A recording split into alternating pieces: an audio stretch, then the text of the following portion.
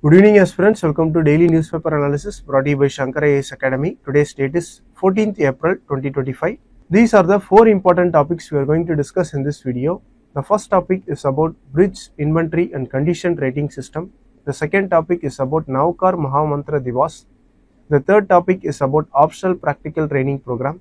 The fourth topic is PM Poshan scheme. Shankar IAS Academy is going to conduct all India UPSC Prelims mock test next month.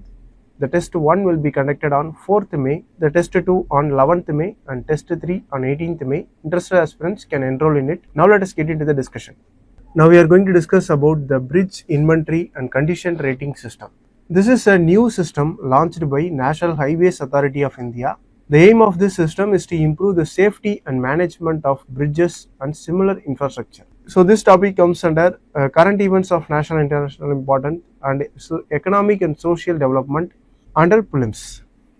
It also comes under the mains in GS paper 3 under the topic of infrastructure.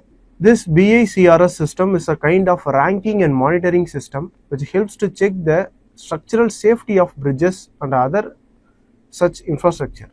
The main aim is to identify any weak or damaged bridges earlier and take proper action to fix them. So this will ensure the safety of public and also for smooth transportation of bridge infrastructure.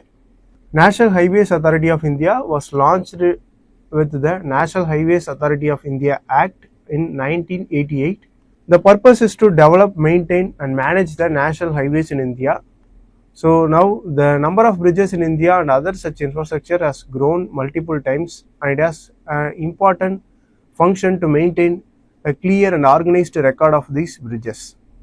So this is why this BICRS initiative was launched and it aims to create a single digital repository which is like a database where all the information related to this bridge and structures are stored. Every bridge or structure will have a unique identification number under this BICRS. So this will make it easier to track and monitor the condition of bridges. So this will enhance the safety of bridge infrastructure. Under this system, every bridge will be inspected twice a year and it will be updated on the portal. The engineers will also look at different factors such as the strength of material, signs of damage, age of the bridge and other technical details, and based on these details, they will rate the condition of structure in the portal. If the bridge is seen in a poor condition, then the traffic restriction and stopping of movement and repairing the bridge will take place. As a part of this initiative, the engineers will also collect the detailed information such as the structural design, geographical location and ASIS drawings of the bridge. So these drawings will show the current condition and dimensions of the structure. Overall, the BICRS initiative is an important step for India's infrastructure management. Now the increasing traffic and also the aging infrastructure poses severe challenges for safety and management of bridges. So regular monitoring and proper documentation of these structures will help avoiding sudden failures and collapses of bridges. What is the primary purpose of bridge inventory and condition rating system, that is BICRS? The correct answer is option C, monitoring and evaluating the structural safety of existing bridges. So with this, let us wind up the discussion and move to the next topic. Recently on April 9th, Jains celebrated Mahavir Jayanti, and on the lines of Mahavir Jayanti, a new program was introduced which is called Navkar Mahamantra Divas. So this Navkar Mahamantra Divas was also celebrated in the April 2024 and it was again celebrated this year April also.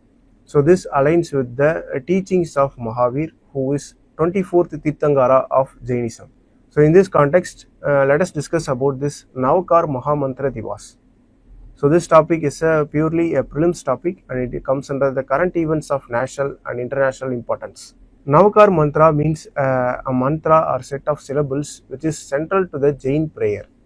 It represents spiritual energy, stability, light and the teachings of Jain Tirthankaras, and it is recited in the multiples of 9 like 27 times, 54 times or 108 times.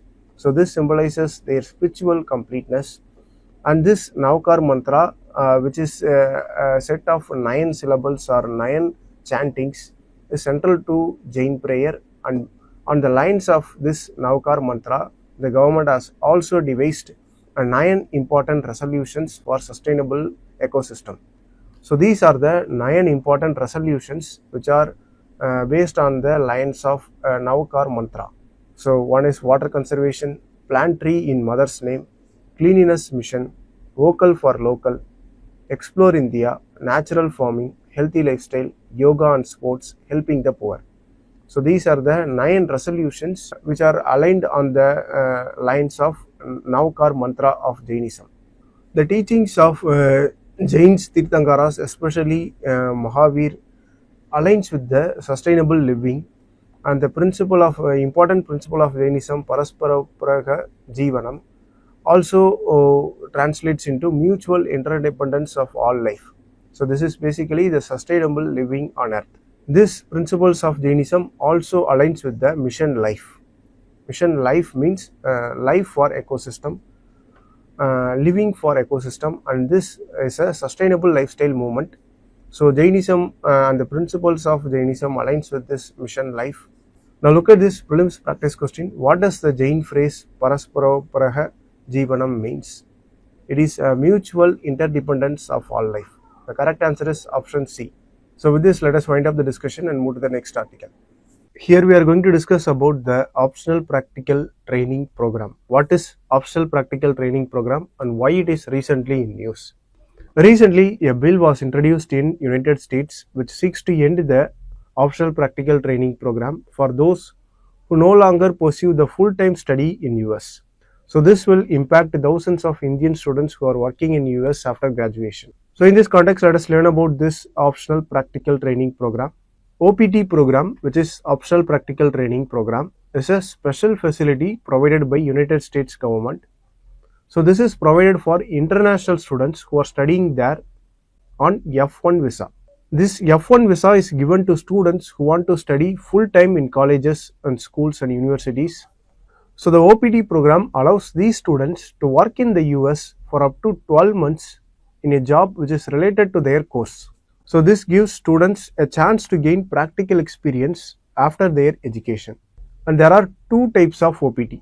One is pre-completion OPT and another one is post-completion OPT. In pre-completion OPT, it allows students to work part-time while they are still studying. In post-completion OPT, the students can work full-time after they finish their course. In order to apply for OPT, students must have enrolled full-time for at least 1 academic year in educational institutions, and they have to apply OPT through their educational institution only, and they should get approval from USCIS, that is US Citizenship and Immigration Services. So this is how OPT is obtained, and students can stay in US while they are working under OPT. In 2023 to 2024, out of 3.3 lakh Indian students in US, nearly 29% were using OPT program. So it is a popular option for Indian students who want to get work experience after studying abroad.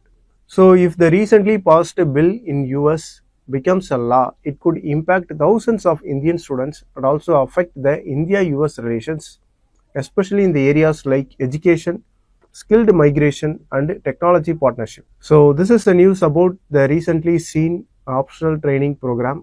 Which US agency manages the OPT application process? The correct answer is option D, US Citizenship and Immigration Services. Now let us move on to the next topic. Recently, the Union government increased the material cost for midday meals under PM Poshan scheme. So this is for primary and upper primary schools. In this context, let us discuss about this Poshan scheme. This topic comes under GS paper 2, government policies and interventions, and also in GS paper 1 in social empowerment. PM Poshan scheme is formally known as the midday meal scheme, and it is a centrally sponsored scheme under Ministry of Education. It covers more than 11.2 crore children in classes Balvatika to 8th, and it covers 10.36 lakh government and government aided schools. So the objective of this PM Poshan is to improve the nutritional status of the school children. It also enhances the enrollment, retention and attendance in the schools. So this is especially useful for underprivileged children who are unable to pursue their studies due to their economic condition. So this is the revised material cost for PM Poshan scheme, and this is the nutritional norms provided under PM Poshan scheme. Now, what is the funding ratio for PM Poshan in northeastern and Himalayan states? The correct answer is option C, 90:10. If you like the video, please share it with your friends and don't forget to subscribe to Shankar IAS Academy YouTube channel. Thank you for watching.